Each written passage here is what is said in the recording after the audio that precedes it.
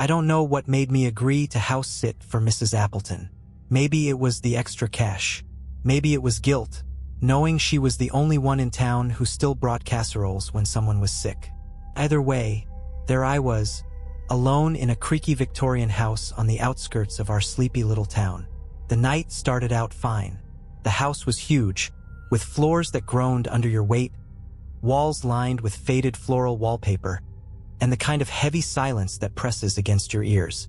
Mrs. Appleton had left me a long list of instructions about her cat, Penny, who I still hadn't seen. She'd also mentioned the basement door being fickle, and to leave it alone unless absolutely necessary. Of course, the first time I heard a sound coming from the basement, I told myself it was just the old pipes groaning. Then it came again.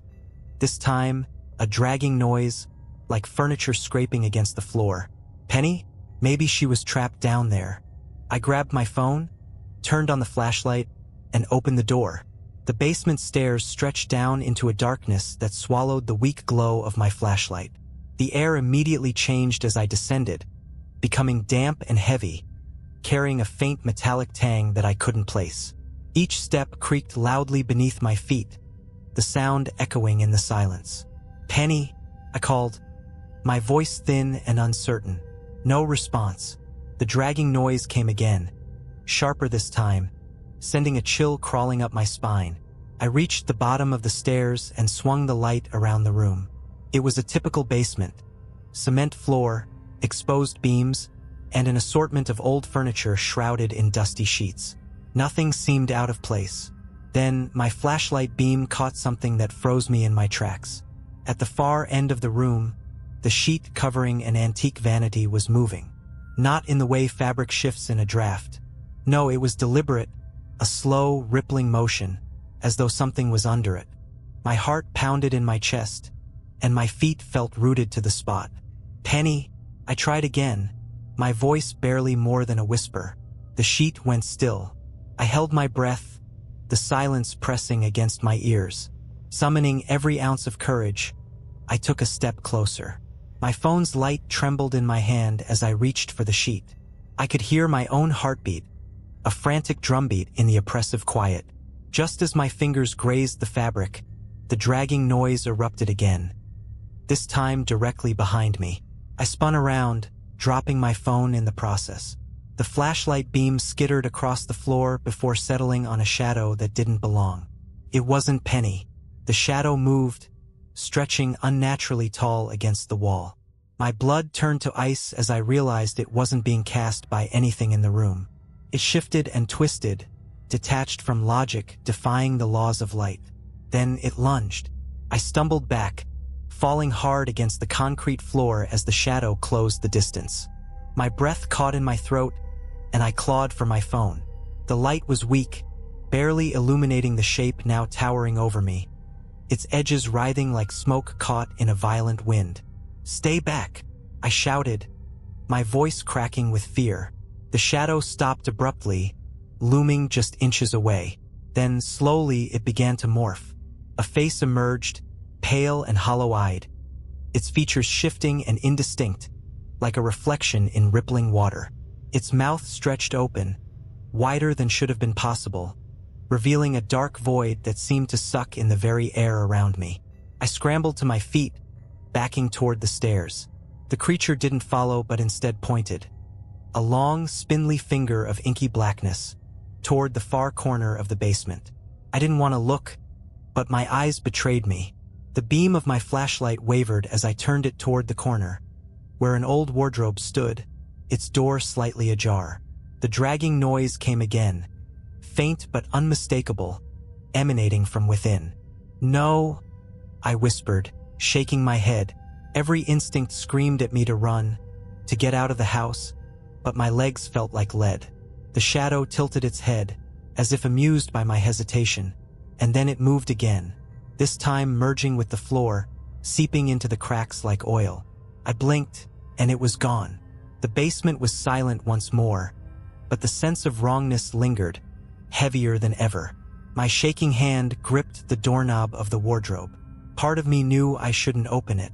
Whatever was inside, whatever had been dragging, waiting, wasn't meant to be found. but I couldn't stop myself. With a trembling breath, I flung the door open. Inside was Penny, or at least it was something that looked like Penny. Her eyes were too large, glowing faintly in the dim light, and her mouth was twisted into a grotesque smile that no cat should ever wear.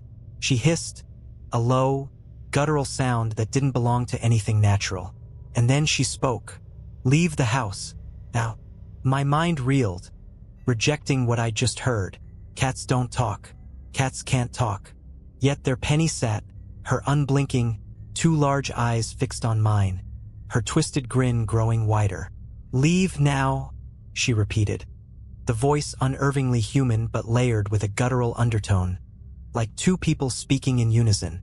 I stumbled back, nearly tripping over the edge of the carpet.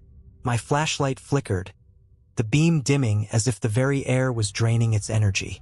I turned toward the stairs, ready to flee, when I felt a sudden shift in the room. The wardrobe creaked open wider, and the space around me seemed to warp, like heat waves shimmering off asphalt. The once dusty sheets covering the furniture now billowed as though stirred by a fierce wind, though the air was deathly still. Shadows stretched unnaturally long across the walls, forming shapes, faces, mouths, eyes, writhing in silent torment. Behind me, Penny, or whatever had taken her form, laughed. It was a hideous sound, wet and gurgling, like a voice struggling to escape a drowning throat. I bolted for the stairs, my pulse thundering in my ears. 2 steps up, I felt it, a cold, clammy grip around my ankle. I screamed, twisting around to see what had caught me. The shadow was back, its form now solid and clawed, dragging me down. "No, let me go!" I kicked frantically, the flashlight slipping from my grip and clattering down the steps. The beam landed on Penny, or the thing in her skin. Her form was melting now, for sliding off like dripping wax to reveal something raw and pulsing beneath.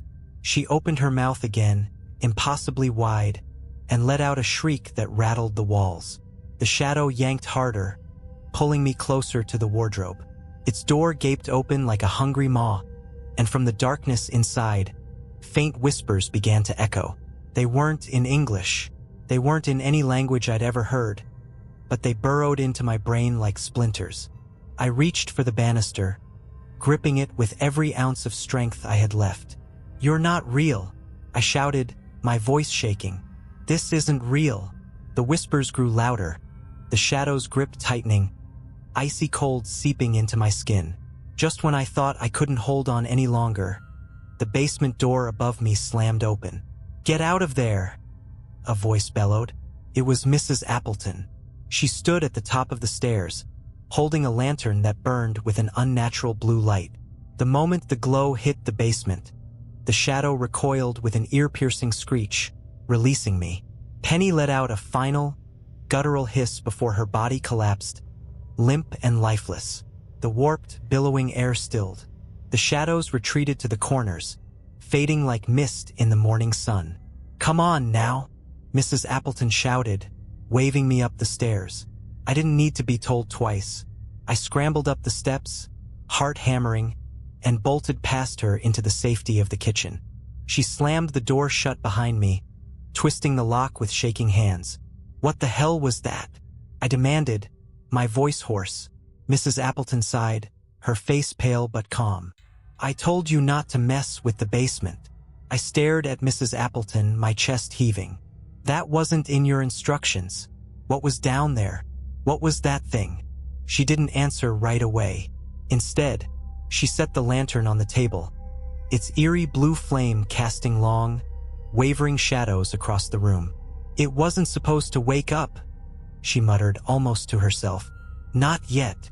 My hands clenched into fists. "You're going to tell me what's going on, or I'm walking out of here and calling the cops." She shook her head, a small, humorless laugh escaping her lips. "And tell them what? That you were attacked by shadows and a cat that spoke? They'd lock you up faster than you could say haunted." I opened my mouth to argue but stopped short. She wasn't wrong. "Fine," I snapped. "Then tell me, what is it? What's in your basement?" Mrs. Appleton sank into a chair, her shoulders slumping. For the first time, she looked old. Much older than I'd ever noticed. "It's not what was in the basement," she said. "It's what the house is built on." The words sent a fresh wave of unease rippling through me. "What do you mean?" She gestured to the lantern. "This house sits on a vein. A crack in the world where things leak through. Things that don't belong here." I stared at her, waiting for the punchline, but her expression was dead serious. "You're saying your house is what? A portal?" "Not quite." Her gaze flicked toward the basement door. "It's more like a magnet. It draws them, whatever they are. Most of the time, the wards I have in place keep them asleep. But sometimes, things slip through the cracks." I swallowed hard. "Like the shadow," she nodded. "And like Penny." My stomach twisted. "Penny, was she?" "She was my cat once," Mrs. Appleton said softly. "She disappeared a few weeks ago. I hoped she'd just run off, but deep down I knew." She met my eyes, her voice trembling. Whatever came back wearing her skin wasn't her. A cold shiver ran down my spine. I wanted to deny it, to laugh it off as the ramblings of an old woman. But I'd seen too much. The shadow, the warped air, the whispers, the thing that spoke in Penny's voice. "What happens now?" I asked, my voice barely above a whisper. Mrs. Appleton stood, her movements slow and deliberate. "Now I fix what you've disturbed, and you get out of here." I didn't argue. She handed me my coat and practically shoved me toward the door. As I stepped onto the porch, I turned back to her. "What if it follows me?" "It won't," she said firmly. "It's tied to the house, but don't come back." Her words were final. The door shut with a resounding thud, the lock clicking into place. I stood on the porch, the chill night air biting at my skin, staring at the darkened windows of the house. As I walked away, I swore I could feel eyes on me, watching from the shadows. I didn't go straight home. Something about the house, the basement, Mrs. Appleton's cryptic warnings, gnawed at me, refusing to let go. I parked my car a few blocks away and sat there for what felt like hours, staring at the glowing clock on the dashboard. Every sound outside, the rustle of leaves, the hum of a passing car, felt sharper, closer. My brain was on high alert, hyper-aware of everything and nothing at the same time. I couldn't shake the feeling that I'd brought something with me, that something had slipped through the cracks and hitched a ride. Eventually, exhaustion won out. I drove home, locked every door and window, and collapsed into bed without even bothering to change. But sleep didn't come easily. When it did, it came with dreams. I was back in the basement, the warped air pressing down on me like a physical weight. The wardrobe door hung open, revealing nothing but blackness. A void so complete it seemed to pulse with its own malevolence. The whispers returned, louder this time, slithering into my ears and wrapping around my mind. I jolted awake, drenched in sweat. My bedroom was dark, but it didn't feel empty. I reached for my phone, fumbling with the flashlight, and swept the beam across the room. Nothing, but the unease didn't fade. The silence felt too thick, too deliberate, like something was holding its breath, waiting.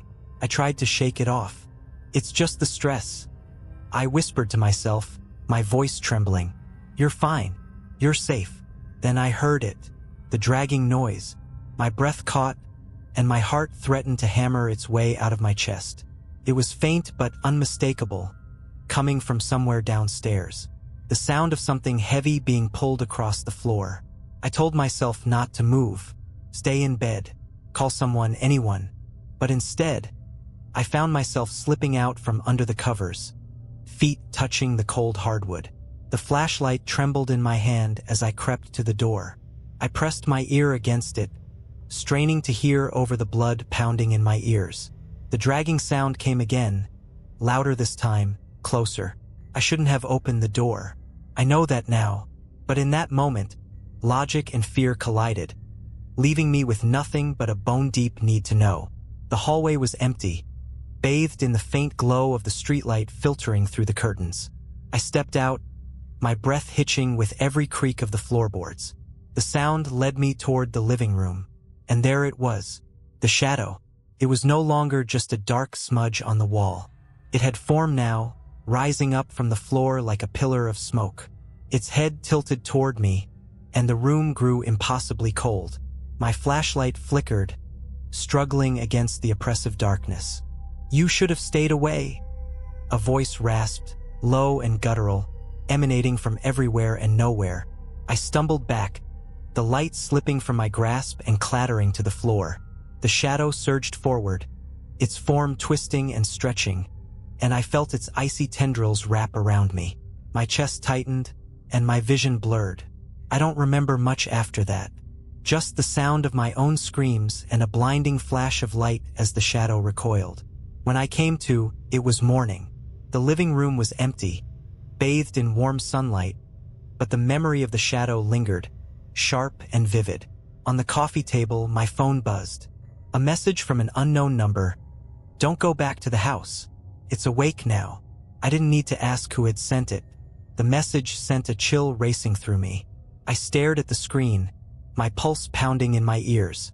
Mrs. Appleton hadn't given me her number, but who else could have sent it?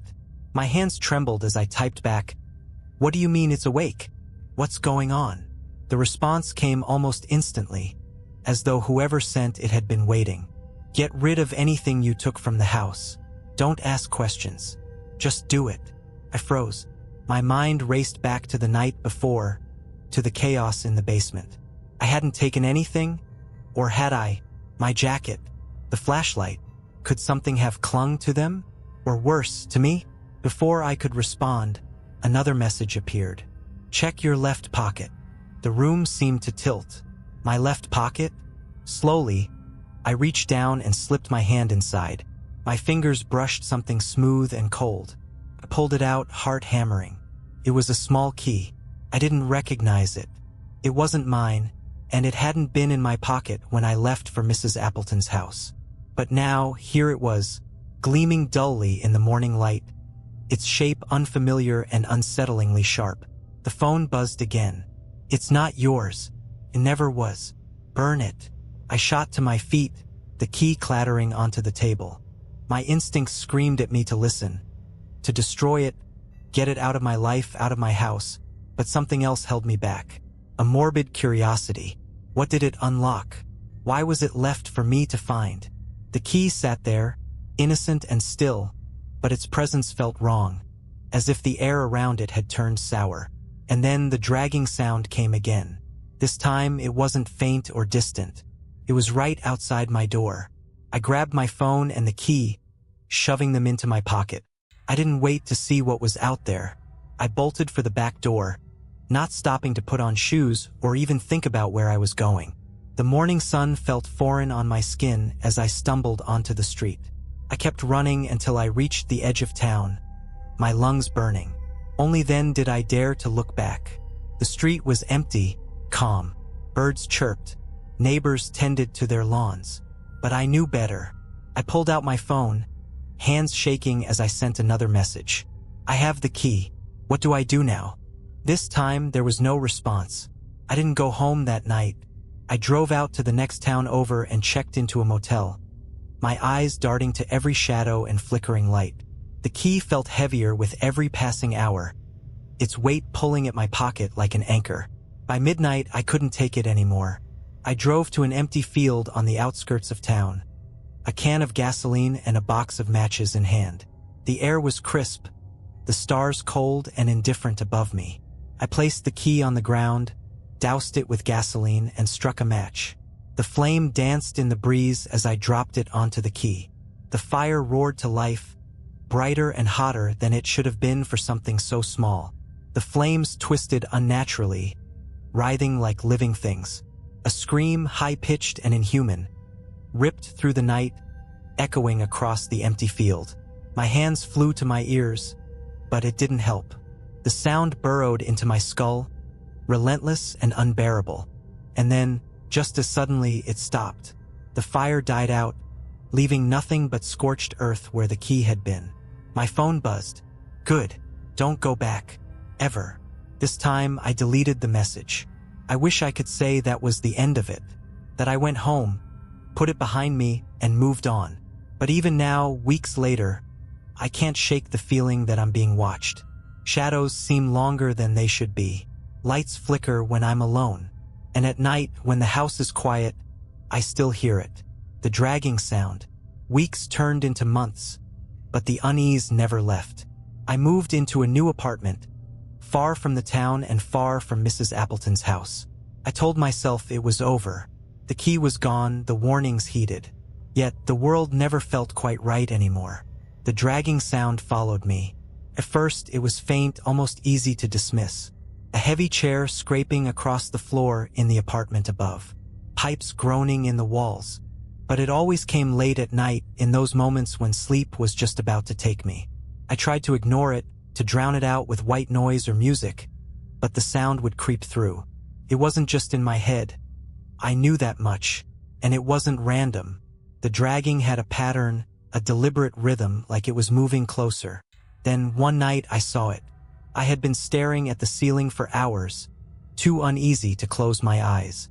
The room was pitch black except for the faint green glow of the clock on my nightstand. 3:47 a.m. The air felt heavy, thick with that now familiar wrongness. A shadow moved across the wall. It wasn't the shadow of a tree or a passing car. It had no source, no light to cast it. It moved on its own, stretching and twisting, slithering like liquid ink. I sat up, my breath caught in my throat, and watched as it pooled in the corner of the room. Then it began to rise. The form was familiar now, tall, spindly, with edges that blurred and shifted. Its head tilted toward me, and the temperature in the room plummeted. My breath came out in shaky white clouds. "You burned the key," it said, its voice a chorus of whispers, all speaking at once. "But the door remains." I shook my head, scrambling back against the headboard. No, I destroyed it. It's over." The shadow moved closer, its shape flickering like a dying candle flame. "You let it out," it hissed. "You think fire can stop what's always been?" I reached for my phone, my fingers trembling as I dialed the only number I could think of. It rang once, twice, before the call connected. "Mrs. Appleton," I gasped. "It's here. I don't know what to—" The line crackled, a low, distorted noise drowning out her voice. Then the shadow surged forward, and the phone was ripped from my hand. It smashed against the wall, shattering into pieces. "You were warned," the shadow rasped. "Now you'll pay the price." Before I could react, it lunged at me. Darkness enveloped the room, cold and suffocating. I clawed at my throat, gasping for air, as the whispers filled my ears, my mind, my very being. And then I was falling. When I woke up, it was morning. The sunlight streamed through the window, warm and gentle, as if the nightmare had never happened. But my body told a different story. My throat was raw, and my arms were covered in scratches, thin lines of crimson crisscrossing my skin. On the nightstand, where my phone should have been, was a small object. A key. But it wasn't the same one I'd burned. This one was older, its surface tarnished, its edges jagged. Attached to it was a note, scrawled in messy, almost frantic handwriting. "The door is open. Find it. Close it, before it's too late." I stared at the key, dread pooling in my stomach. I had no idea where the door was or how to close it. But one thing was clear. This wasn't over. Not yet. I didn't touch the key. Not at first. I couldn't bring myself to. Instead, I left it on the nightstand and sat across the room, staring at it as though it might move on its own. Hours passed, and the sun climbed higher in the sky, casting shifting patterns of light through the window. The key remained still, but its presence gnawed at me. Eventually, the note demanded my attention again. "Find it. Close it. Before it's too late." What door? And how could I possibly close something I didn't understand? I needed answers, and there was only one person who might have them. Mrs. Appleton. I grabbed the key, hesitating only for a moment as the metal seemed unnaturally cold, and shoved it into my pocket. The drive back to the town was a blur. My mind raced with possibilities, each more horrifying than the last.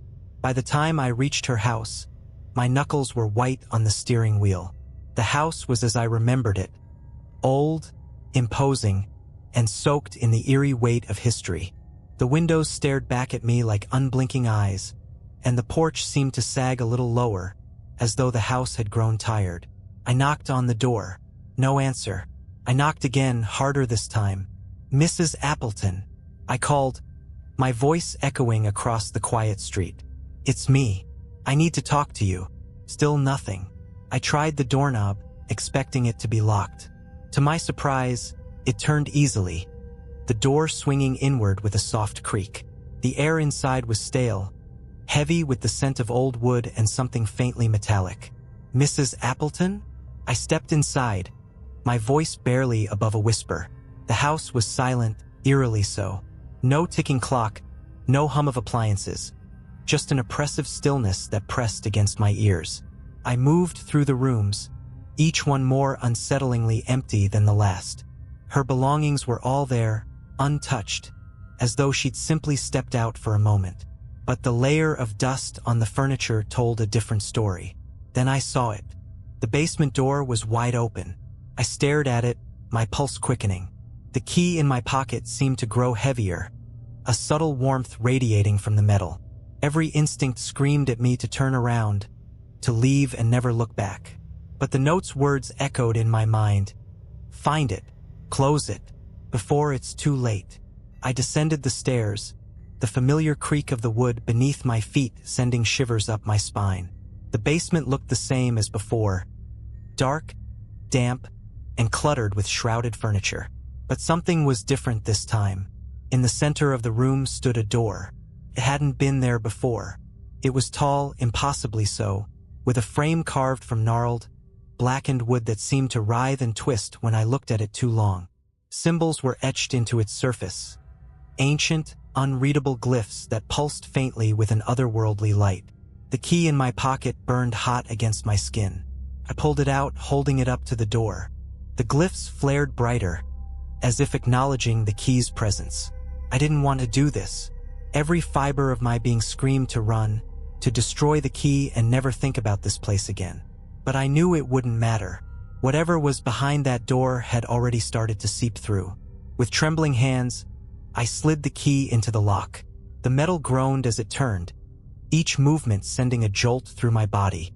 The air grew heavier, the shadows darker. The door swung open. Beyond it was darkness, a void so complete it seemed to pull at the edges of reality. The whispers returned, louder and more chaotic, spiraling around me like a storm. Shapes moved within the blackness, indistinct, shifting figures that defied comprehension. And then I saw it. A hand, pale and clawed, reached out from the void, gripping the edge of the doorframe. More followed, an arm, a head, a torso. The thing that emerged was wrong, its proportions twisting and changing with every passing second. Its eyes locked onto mine, and in that moment, I felt an overwhelming flood of despair. Couldn't let it through. Summoning every ounce of courage, I pushed against the door, forcing it shut. The creature howled, its voice a symphony of rage and anguish, as I shoved with all my strength. The glyphs burned brighter, and the whispers reached a deafening crescendo. With one final effort, I slammed the door shut. The key glowed white-hot in my hand, and I turned it in the lock. The glyphs flared brilliantly, then dimmed to nothing. The whispers stopped. The basement was silent. I collapsed to the floor, the key falling from my hand and clinking softly against the concrete. The door remained closed, its surface now smooth and lifeless. For the first time in weeks, I felt a sliver of relief. But as I stared at the door, one thought lingered in my mind. This wasn't over. Not yet. I sat there for what felt like hours, staring at the door. My body ached. My mind felt like it had been stretched to its breaking point, and the oppressive silence of the basement bore down on me.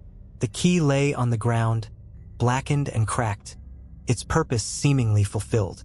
But the weight in my chest told me otherwise. I needed to know if it was truly over. Gathering the last of my strength, I stood and picked up the key. It was cold now, lifeless. I slipped it into my pocket, its jagged edges pressing against my thigh as I made my way back up the stairs. The house was still empty, still too quiet, but the air felt lighter, as if whatever had lingered here before had finally been purged. Outside, the sun was setting, painting the sky in streaks of red and gold. I stepped onto the porch and turned back to the house, its windows dark and uninviting. A part of me wanted to burn it down, to erase every trace of its existence, but I knew that wouldn't change anything. The house was just a shell. Whatever had been here was tied to something far older, far deeper. I climbed into my car and drove away, watching the house shrink in the rearview mirror until it was gone. Weeks passed. I tried to return to normal, to push the events of that night into the back of my mind. But the world didn't feel normal anymore. Shadows still seemed to linger too long in the corners of my vision. Strange noises interrupted the quiet of my apartment. Soft whispers, faint tapping that always stopped when I got too close. One night, I couldn't take it anymore. I pulled the key out from where I'd hidden it, locked in a drawer beneath piles of papers. It was still cracked, still blackened, but holding it sent a chill through my body. I needed to know. I spent hours researching, combing through forums, old books, anything that might give me a clue about what I'd encountered. The glyphs on the door, the symbols burned into my memory, appeared in fragments across ancient texts. They spoke of barriers between worlds, seals meant to keep things in or out. But what haunted me most was a passage in a forgotten tome, translated from a language older than history itself. The door can be closed, but the cracks remain, and through them, the Watchers wait. My heart sank as I read the words. I thought I'd stopped it. I thought I'd done enough. But now I realized the truth. The door might have been sealed, but the damage was already done. The Watchers were still out there, and they weren't done watching. I moved again, farther this time. A new town, a new life. I changed my number, deleted my online presence, and did everything I could to disappear. But some nights, when the wind howls just right and the shadows press against the windows, I hear it. The dragging sound. It's faint, distant, but it's there. And I know it's only a matter of time before the door, or something worse, finds me again.